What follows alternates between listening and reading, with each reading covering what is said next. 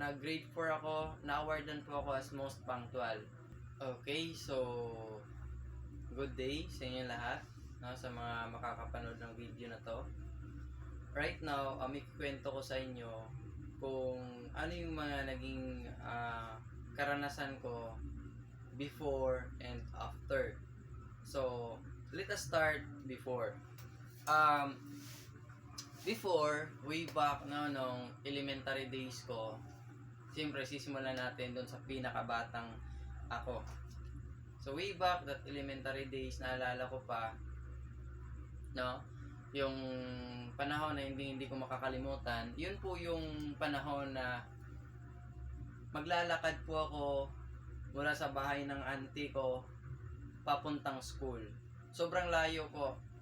Sobrang layo as in. Tapos that time kasi hindi na tulad ng mga previous na mga estudyante na okay lang maglalakad, no, kasi marami sila.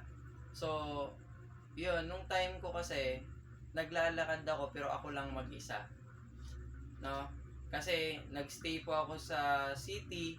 Tapos kasi yung auntie ko nasa city, tapos yung school ko is nasa bukid. So that time, bakit maraming nagtatanong sa akin, bakit doon ka nag-aaral? Marami namang paralan dyan sa malapit. Ito po yung kwento ng buhay ko. Lumaki po ako sa lola ko at saka sa lolo ko. And nakatira po kami sa bukid that time. And nagkaroon po ng problema yung auntie ko. So that's why wala siyang ibang malapitan kundi yung lola ko at saka yung lolo ko. So kasi doon din siya lumaki, tulad ko. Doon din siya lumaki. So, wala siya ibang malapitan. So, ngayon, yung lolo at saka lola ko, to the rescue naman. So, matagal din yan for how many months, no? Naalala ko yung kwento na yon. Yun, maglalakad ako sa mga tao na nadadaanan ko. Tinatanong nila saan ako nakatira, saan ako nag-aaral, no? Tapos, bakit araw-araw nila ako nakikitang naglalakad, marami namang motor, di ba, na pwedeng sakyan. Sagot ko sa kanila, wala kasi akong pamasahe. No, so, ayun, no, dahil wala tayong pamasahe, madalang tayong makasakay. May mga tao lang na mga ngilan-ngilan, medyo maawa sa atin, at yun, ipapasakay tayo.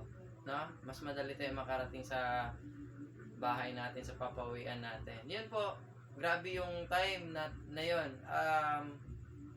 I was grade 4 grade 3 ako nag-start, no, then until grade 4, grade 4 ako, na-awardan po ako as most punctual. Kasi po sobrang aga po namin gumising. Sino po ba dito naka-experience yung ang layo ng school mo?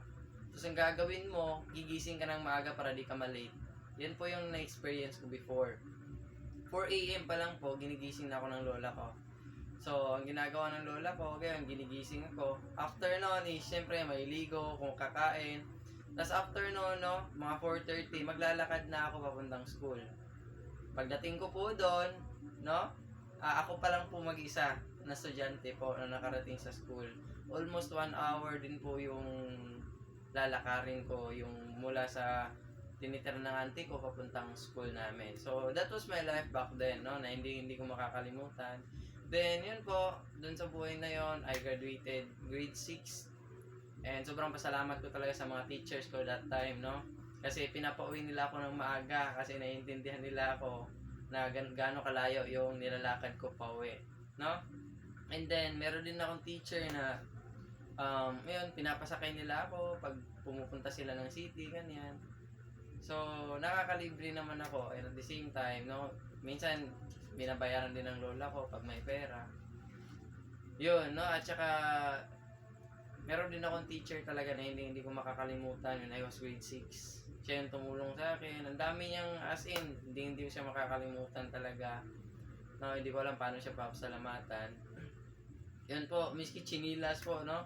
Binigay niya po sa akin, hindi ko makakalimutan yan. So, that was my life when I was elementary days. No? And, ayun, nung naging high school po ako, pinag-aral po ako ng auntie ko at saka ng lola ko sa semi-private school po.